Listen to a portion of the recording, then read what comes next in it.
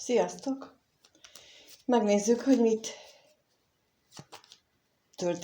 történik a szeretett személyetekkel, az, aki a szívetekben van, mi van vele, hogy él, mit tudhatunk meg róla.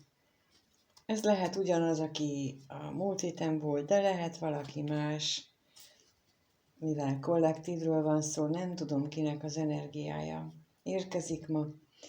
Úgyhogy lássuk is azt, hogy a szeretett személy, akit a férfi személyjelölővel jelöltem, de bárki lehet, az mi a helyzet jelenleg vele? Mit tudhatunk meg az ő jelenlegi helyzetéről?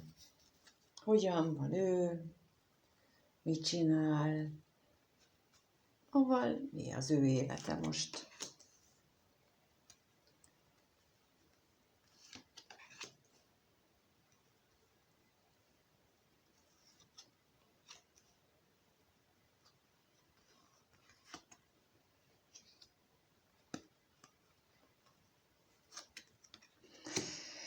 Kijött az utazás, a kevés pénz, a vágy, a lelkész és a hűség, és ahogy raktam ki, akkor már jött az információ, hogy ő a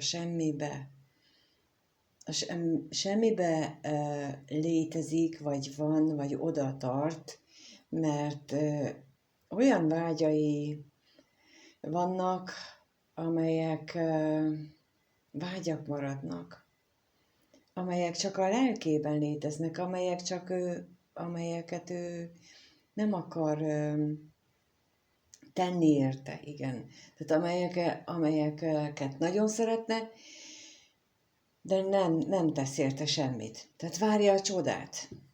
Tulajdonképpen ezt nevezem én a csodavárásnak, amikor abban reménykedem, hogy történni fog valamit, de semmi nem teszek érte.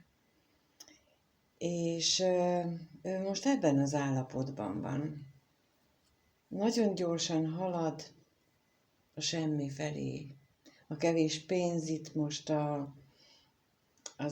az állapotot jelenti, amikor úgy van az ember, éppen nem hal éhen, éppen nem magányos, mert vannak körülötte, de pont arra elég csak, hogy vannak körülöttem is. Jószerivel még beszélgetni sem tudok velük. Tehát, hogy csak éppen nem egyedül állok valahol a préri közepén. Ez a kevés pénzit ezt jelenti, hogy ő van. És a lelkében viszont nagyon mély vágyai vannak, és már nagyon régóta megvannak ezek a vágyak benne, de csak ott. De megnézzük, hogy tudhatunk meg erről az utazásról valamit, hogy történik-e valami ténylegesen, vagy tehát mit tudhatunk meg az utazásról?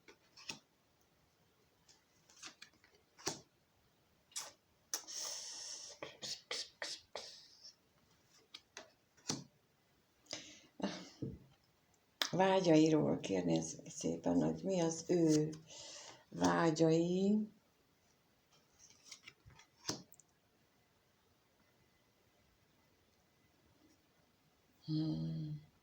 És a lelkészre is kérnék.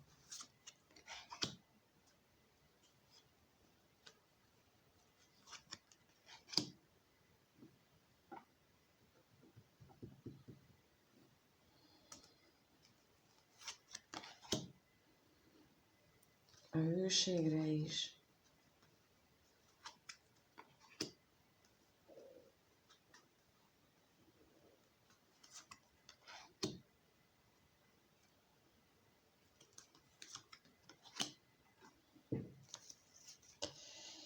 Az utazásra kijött a tolvaj, a gondolat és a remény, amit mondtam. Tehát, hogy csak a fejében, a reményeiben történnek változások, ott se pozitív változások, tehát, hogy már úgy értem pozitív, hogy kézzelfoghatólag nem él meg semmi olyat, ami valóságban létezne, csak a fejében ábrándozik, és nem vezet sehova. Ez az ábránd nem vezet sehova, a vágyaiban viszont a katonatiszt és az özvegyasszony jelent meg, azért, mert a vágyaiban egy olyan valaki után vágyakozik, akivel ő nincs együtt, aki valószínűleg idősebb, érettebb tőle, legalábbis lélekszinten egy fejlettebb lélek lehetséges, és azután vágyakozik ilyen nagyon, és a lelkészre pedig kijött a szerencsétlenség és a szerencse, és utána még úgy kérdeztem így magamban rá, hogy miben lesz így szerencsés szerencsétlensége. Hát a szomorúság jött ki rá, és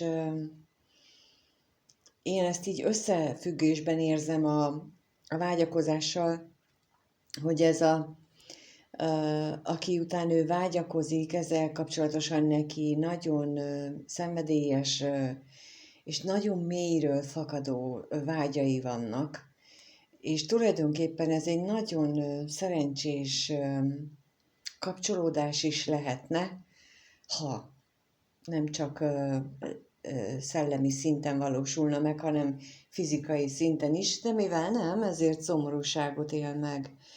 És a hűség lapjáról itt az előbb sem beszéltem, mert nem tudtam eldönteni, hogy most ezekhez kapcsolódik, illetve nem az, hogy nem tudtam eldönteni, hanem hogy nem éreztem, hogy ehhez kapcsolódna, és amit rákérdeztem, az alapján egyértelműen kijött a hamisság, a gyermek, az ajándék.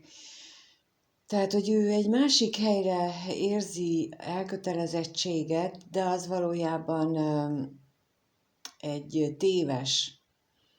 téves elkötelezettség, és amennyiben így gyermek is érintett, akkor az a téves elgondolás a fejében, hogy a gyermek az ajándék. Tehát, hogy valószínűleg ezt kellene neki felülbírálni, és ebből nekem azok a téves hitrendszerek jönnek, ami alapján általában éljük az életünket, és ő pedig úgy látom különösen, mert megakadályozza őt abban, hogy saját életét élje, mert ő az általánosnak hitrendszerek alapján, vagy az általános normák alapján gondolja azt, hogy ő neki az elkötelezettsége az ennyire fontos. Jó, megnézzük, hogy mire gondol, mert itt ugyan kijött a gondolat, de abból csak annyi jött ki, hogy minden, ami gondolati szinten nála van, az tévedés. De megnézzük, hogy a szeretett személyed mit gondol valójában mostanában, milyen gondolatai vannak, mi körül járnak az ő gondolatai a szeretett személyednek, mi az, ami az ő gondolatait foglalkoztatja. Milyen gondolatai vannak?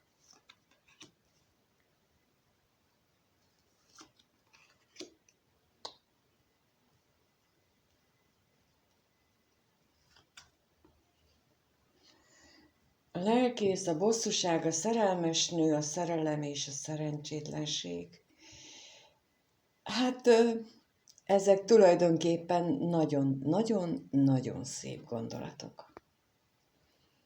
Mondhatnám úgy is, hogy egy mélyen felkavaró gondolat halmazban van ő, ugyanis a lelkésszel az egy nagyon mély gondolatot jelez, és nagyon mély belső vívódást is, így a bosszúsággal. Tehát a lelkész bosszúság, ez egy nagyon-nagyon mély belső küzdelmet jelent, méghozzá egy valaki iránt, akit itt szerelmes nővel mutat a kártya, aki iránt nagyon mély érzéseket táplál, és nagyon szenvedélyes érzései és gondolatai is vannak. Tehát az érzelem, a szenvedély, a mély lelki kapcsolódás bátran kimondhatjuk, hogy az ő gondolatainak a fókuszában egy olyan személy van, aki minden szinten megmozgatja az ő gondolatait. De akkor megkérdezzük azt, hogy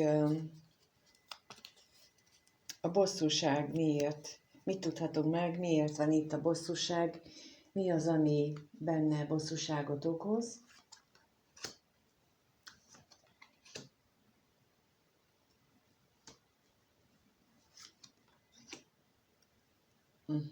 És a szerelmes nőre kérdezek, ki ő? Mit tudhatunk meg róla?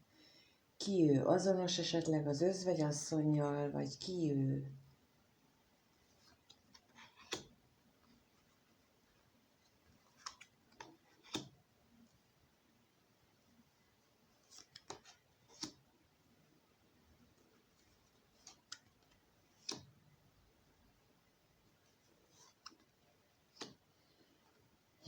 És a szerencsétlenségre kérnék még.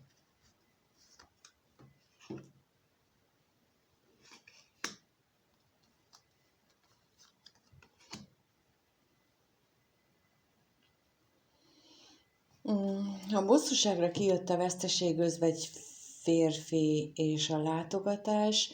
Hát azért élő meg ilyen mély traumát, mert nagyon hiányolja valamilyen találkozást. Lehetséges, hogy pont ezzel a szerelmes nővel nincsenek találkozásai, és ezt éli meg elképesztő veszteségként is, magányos enélkül, a találkozás nélkül. És arra kérdésre, hogy ki ez a nő, erről próbáltam faggatni a lapokat, de kijött rá a szomorúság, a remény, a féltékenység, a tolvaj és a pénz.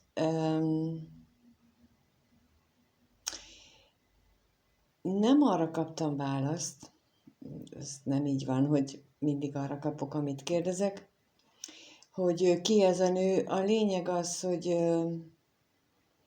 itt megint azt hangsúlyozzák a lapok, hogy ő végtelen szomorúsággal éli meg azt, hogy eltűnt az életéből ez a nő, vagy ez a szeretett személy, akit így a szerelmes nővel jelöl a kártya, és a reményei is úgy tűnik, hogy szertefoszlottak ezzel kapcsolatosan. Tehát, hogy már a remélni is fél. Tehát már abban sem bízik, hogy ebből valaha lesz. Talán pont azért, mert amit az előbb mondtam, hogy csak a fejében éli meg, tehát, hogy nincs benne úgymond bátorság fizikai síkon tenni valamit azért, ami az ő vágya. És a szerencsétlenségre is rákértem, ott pedig az ellenség és a váratlan öröm jött ki, tehát, hogy ő úgy gondolja, hogy újra és újra olyan körülmények keletkeznek az életében, ami megakadályozza azt, hogy ő megélje ennek a kapcsolatnak a pozitivitását. Tehát ezért érzi ő ezt ilyen szerencsétlennek, illetve hát a szerelemhez kapcsolva lehetséges, hogy szerencsétlen szerelemként gondol rá, és az is lehetséges, hogy egy szenvedélyes szerelemként. Ez mind a kettő igaz lehet ezek alapján, a kiegészítők alapján továbbra is. Jó, akkor megnézzük azt, hogy hogyan érez ő újabban, milyen érzései vannak, milyen érzésekkel éli meg ő a napjait, milyen általános érzései vannak, általánosságban milyen érzések kavarognak ő benne, hogyan éli meg ő a napjait.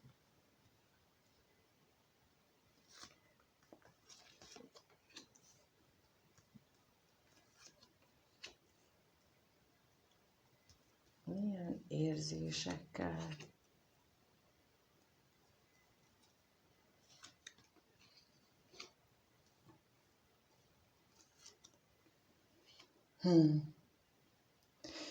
Katonatiszt, látogatás, szerencse, betegség, özvegyasszony. És ez a találkozás ugye már az előbb is kijött, hogy valaki, egy távol lévő személlyel szeretne ő találkozni. Ezt ő nagy szerencsének élné meg, de jelenleg úgy tűnik, hogy ez akadályoztatva van. Egyes esetekben betegség miatt, más esetekben pedig inkább itt úgy érzem az özvegyasszonnyal, hogy az özvegyasszonyra vonatkozik ez a betegség. Tehát olyan, mintha egy özvegyasszonynak, tehát egy idősebb nőnek nem normális, tehát nem természetes viszonyulása miatt.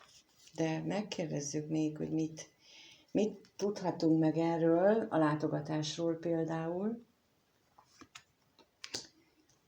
Igen, reménykedik benne, egész lényével. És az özvegyasszonyról kérnék szépen.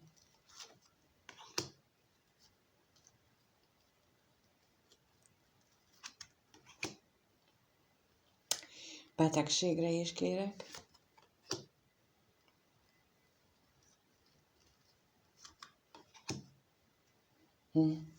A látogatásról ugye kijött a remény és a lelkész, tehát ő teljes lényével vágyik erre a találkozásra. Ez az érzés, úgy, mint a gondolatok szintjén is megjelent nála, érzés szintjén is megjelent, tehát teljes lelkével, lényével, mindenével vágyna erre a találkozásra, amitől nagyon boldog lenne, nagyon felemelő érzés lenne a számára. Ugyanakkor az özvegyasszonyra kijött a féltékenység és a pénz, és az előbb ugyanez jött ki, hogy itt én továbbra is azt érzem, hogy lehetséges, hogy itt van egy olyan személy, aki megakadályozza őt a szeretett nőnek a nővel való kapcsolódásában, és ez, aki megakadályozza, mint akit mondtam, hogy ilyen beteges, talán beteges ragaszkodással, beteges féltékenységgel, itt ugye az mutatkozik, mert a féltékenység és a pénz mutatja, tehát hogy ilyen beteges féltékenységgel akadályozza őt abban, vagy legalábbis ő így érzi, és ez a lényeg, hogy ő így érzi, hogy őt megakadályozzák ezek a környezeti tényezők abban, hogy ő találkozhasson és megélje az ő érzéseit, a vágyait, a kívánságait. Jó, akkor megnézzük azt, hogy veled kapcsolatosan ő gondol-e rád, hogy gondol rád, mit gondol rólad. Jó, tehát akkor most ez lesz a kérdés. Lássuk akkor, hogy veled kapcsolatosan milyen gondolatai vannak. Tehát ennek a szeretett személynek a nézőről milyen gondolatai vannak. Hogyan gondol ez a szeretett személy a nézőre?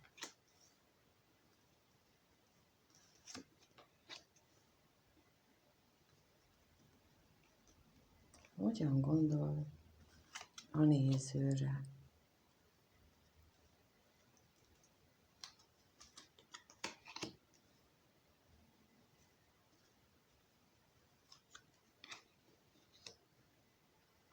Kijött az állandóság, az üzenet, az özvegyasszony, a szerelmes nő és a katonatiszt. Egy biztos, hogy állandóan gondol rád, hogy szeretne veled kommunikálni, Megjelenik itt mind a két asszony személy, mondhatnám így, de mind a két nő, aki már korábban ugye gondolatok és érzések szintjén is itt van. Tehát veled kapcsolatosan mind a két női minőség megjelenik az ő gondolataiban, és az is látszik, hogy mondjuk ti távolság, tehát nem vagytok együtt, nem együtt éltek, nem együtt töltitek, vagy ha mégis, akkor érzelmileg van köztetek távolság, viszont az is látszik, hogy a szeretett nő, aki az ő gondolatainak a középpontjában van, az nem azzal van minden nap. Tehát ő az, akitől külön van, és az özvegyasszony pedig, mint aki az ő állandó gondolatai és a szeretett nő közé állna. Ez így nagyon is összhangban van a korábbiakkal, de lássuk, hogy mi ez az üzenet, mi ez a kommunikáció, mit tudhatunk meg róla bővebben. Mi az, amit ő veled kapcsolatban, a gondolataiban itt kommunikálna?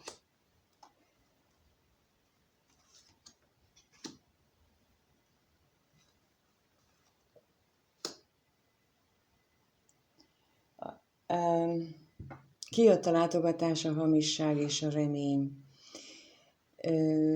Talán elképzelhető, hogy beszéltetek ti már arról, hogy találkozzatok, és ezt ő úgy gondolja veled kapcsolatban, hogy ez hamis reményeket ébresztett benned.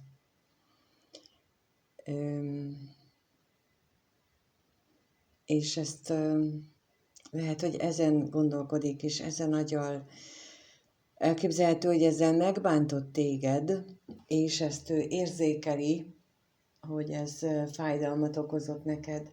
De megkérdezzük, hogy itt az özvegyasszony mit jelent a veled kapcsolatos gondolataiban. Mi itt ez az özvegyasszony?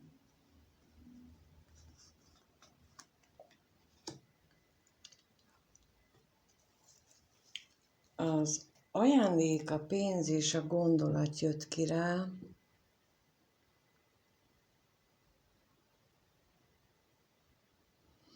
Lehet, hogy ugye ez azzal van összefüggésben, elképzelhetően, amiatt a legelsőnél kijött, hogy az ő hitrendszere. Tehát, hogy ő fejből, gondolatból, és mint mondtam, megakadályozza ez az özvegyasszony, hogy hozzád, mint szerelmes nőhöz, vagy ahhoz kapcsolódjon, és azzal, hogy van közös múltjuk, és van közös vagyonuk, és ő neki az gondolatai, ez irányítja, ez motiválja, és ez az özvegyasszony, ez mondjuk úgy, hogy állandóan emlékezteti rá, hogy mi közös múltunk van, mi közösen építettünk fel ezt, azt, te ide tartozol, neked kötelezettséged van, neked ez van, az van, tehát erre ezt a hitrendszert tartja benne életben, ami igazából közétek áll. De megkérdezem azt, hogy mit jelent itt ez a katonatiszt, mit tudhatunk meg róla, mint az ő gondolataiban megjelenő dolog.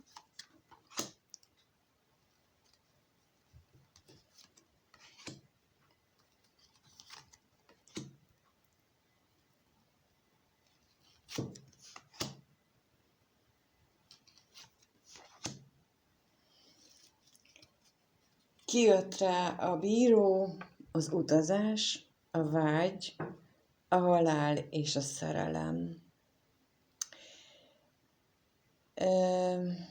Azt gondolja, hogy történhetett köztetek egy döntés,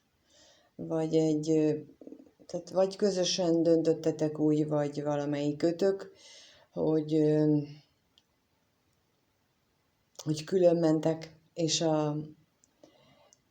a egyéb vágyaitokat követitek, ami végül is úgy gondolja ő, hogy a szerelmeteknek a halálát, a vesztét okozta, és hogy már nincs köztetek így ez a szerelem érzése.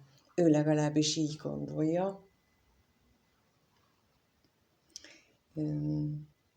Feltételezhetően emiatt a hitrendszerbeli nézetei miatt, ami folyamatosan táplálva van. De mit érez irántad? Akkor megkérdezzük azt, hogy ő mit érez irántad? Tudatosan bevallott érzéseiben mit érez ő irántad? A néző iránt mit érez ez a szeretett személy?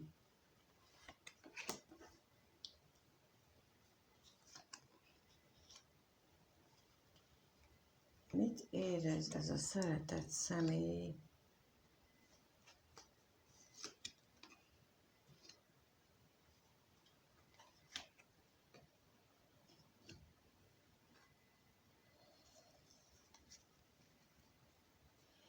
Házasság, özvegyasszony, katonatiszt, kevés pénz és lelkész. Elkötelezett valamilyen módon irántad, mindenképpen. Ő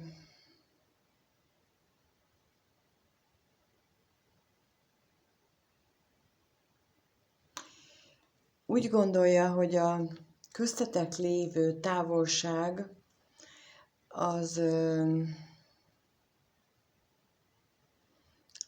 az gyöngíti a lelki kapcsolódásotokat, vagy hát a ti kapcsolódásotokat nem jó irányba befolyásolja. De kérek itt plusz információt az özvegyasszonyra.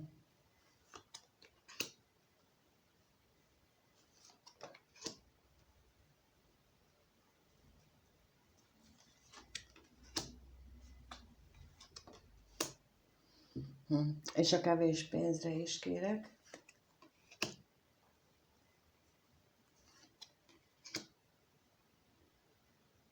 A lelkészre is.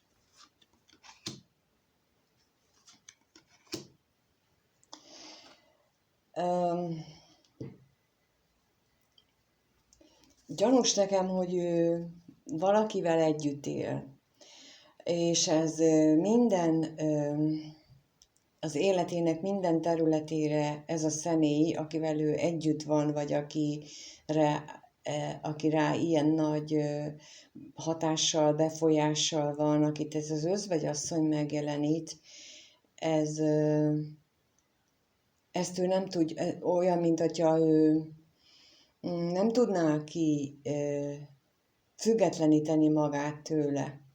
Tehát azt határozottan éreztem, amikor a házasságlapját leraktam, hogy nagyon elkötelezett feléd, nagyon is úgy gondolja, hogy ti összetartoztok, és utána, tehát ez ilyen ambivalens érzés volt, utána, amikor megjelent az özvegyasszony lapja, az egy olyan érzés volt a számomra, mint amikor így melbevágják az embert, és egy pillanatra nem jön levegő. Tehát, hogy olyan, mint amikor egyik pillanatban bemeri vallani, hogy nagyon vágyik rád, és akkor utána, mint hogyha jól fejbe kólintanák, hogy hello, mit képzelsz? Valahogy így érzékeltem annak a másik lapnak a megérkezését, és akkor utána jött a katonatiszt, aki meg azt érzékeltette, hogy bocsánat, én hogyan gondolhattam volna én bárki másra is, tehát, hogy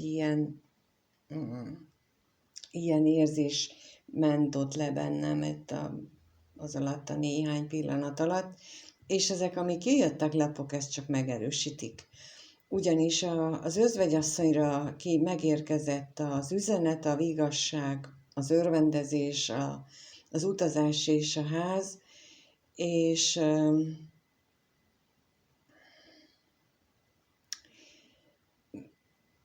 megint arra érzek itt utalást,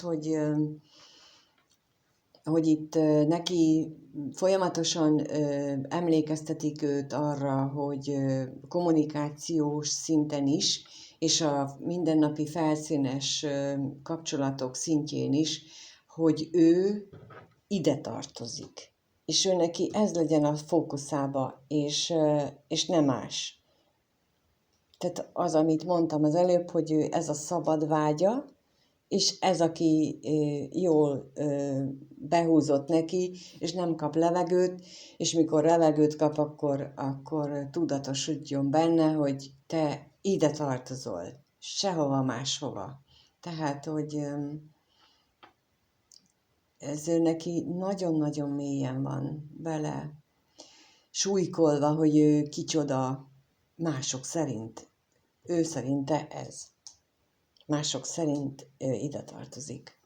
És itt a kevés pénzre kijött a bosszúság és a levél, és itt ez megint azt erősíti bennem, hogy ez a fajta közlés, amit ő úgy gondolom, hogy szinte naponta vagy állandó jelleggel megél, ez okozza nála ezt a sivárságot, és a lelkészre pedig kijött a látogatás és a váratlan öröm, hogy ő boldog lenne, hogyha találkozhatnátok, és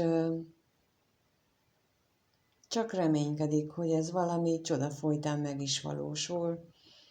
Úgyhogy aki az ő gondolataiban szerepel, aki után vágyakozik, akivel találkozni szeretne, az így úgy látom, hogy te vagy mindenféleképpen, de azt is sokszorosan megerősítik a lapok, amit az elsőre mondtam, hogy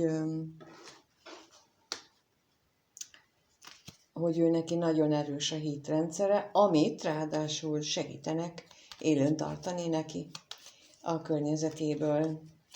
És akkor lássuk, hogy ez lehet például egy olyan szülő vagy családtag, aki ellenzi mondjuk a ti kapcsolatotokat, és állandóan emlékezteti arra, hogy például ti más osztálybeliek vagytok, vagy különböző képzettségűek, vagy hogy ő neki milyen kötelezettségei vannak a családja felé, és hogy te abba egyáltalán nem illesz bele, mert te azt nem tudnád felvállalni, és akkor tehát így logikusan meggyőzik azzal, hogy miért nem te vagy a jó választás az ő számára.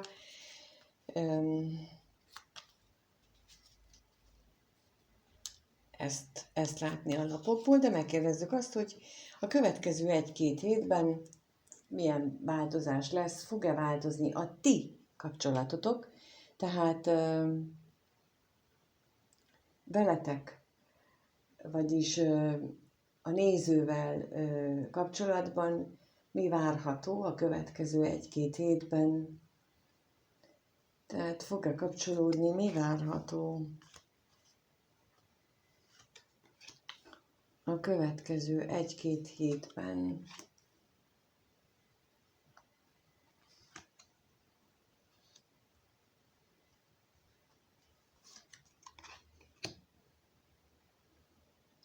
Kijött a ház, az utazás, a lelkész, a halál és az üzenet. És olyan, mint hogyha az ő mély lelki mélységeiben valamilyen változás állna be, és erről ő szeretne beszélni veled. Méghozzá elég hirtelen jöhetnek ezek a változások, vagy elég hirtelen történik ez az egész, legalábbis ő úgy fogja ezt megélni. De megkérdezzük, hogy az utazás itt mit jelent. Mit tudhatunk meg erről?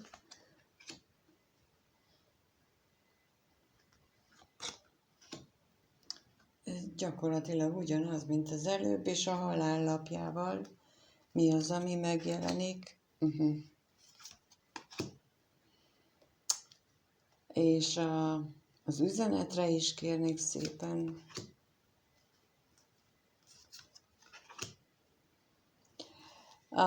Utazásra kijött a veszteség gondolat, remény, pont úgy, mint az elején, tehát, hogy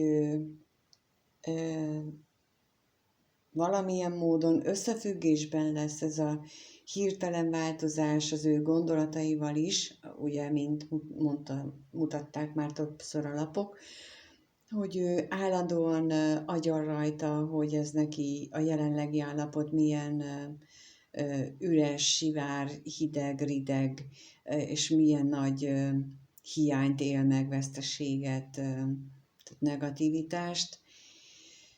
A halálrapja kijött rá az állandóság, és még arra is kértem a szerencse, és mind a kettő tulajdonképpen én a sorsnak érzékelem.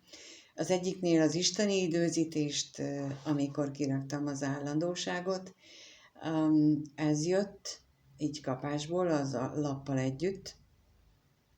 Még talán nem is láttam, amikor már jött az információ, és a szerencse is a sorskerékkel azonos, tehát, hogy ez a lelki átalakulás, amelyik így hirtelen be fog csapni nála, az eleve elrendeltetett, tehát ennek menekülhet, de nem biztos, hogy sokáig.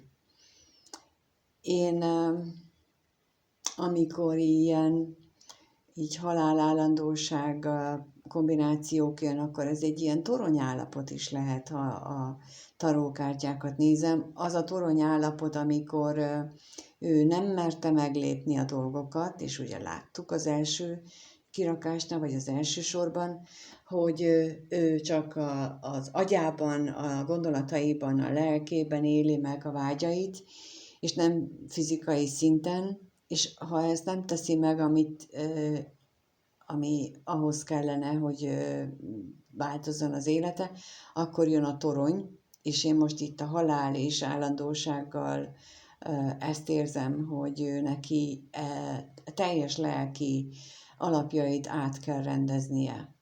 És mivel nem tette meg eddig, mert nehezítő körülmények között volt, ezért következik a szerencsével a sors közbeavatkozása, és ez az, amikor az élet dönti a tornyot, és jaj annak, akit maga alá dönt. Abban a pillanatban, de utána egy sokkal jobb dolog épül fel belőle.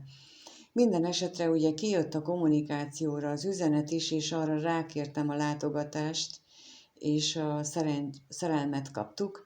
Tehát ő nem csak arról szeretne beszélni, hogy ő neki hirtelen milyen változások, lelki, gondolati, érzelmi változások mennek végbe benne, hanem arról is, hogy ő nagyon szeretne találkozni. És nem csak fizikai vágyakozásai miatt, hanem a mély érzései miatt is. Úgyhogy nem tudom, ki ez a személy, akire gondoltál, de az látszik, hogy ő nagyon vágyik arra, ő is nagyon vágyik arra, hogy veled találkozzon.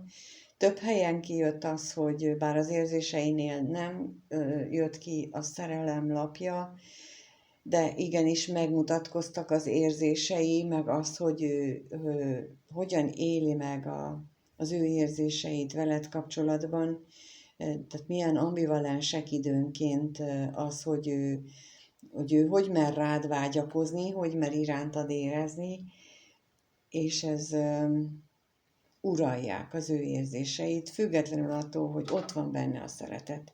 És mielőtt bárki azt mondaná, hogy milyen tesza, vagy tutyi-mutyi ez az ember, ez az ítélkezést még akkor sem lehetséges, hogyha ti magatok már túl léptetek egy ilyen szituáción, ha viszont még benne sem voltatok, akkor meg könnyű kívülről ítéletet mondani, hogy hogyan és miért nem tud megtenni. Miért nem tudja megtenni azt, amire szükség volna? Azért, mert ő ilyen pont. Semmi. Tehát mindegyikünk más, mindannyian más félelmekkel küzdünk, más készségekkel, képességekkel érkeztünk erre a világra, más feladatokkal, és valószínűleg ez az ember, aki itt megmutatkozik, ő neki nagyon nagy félelmei vannak a lelkében, a belsejében, amihez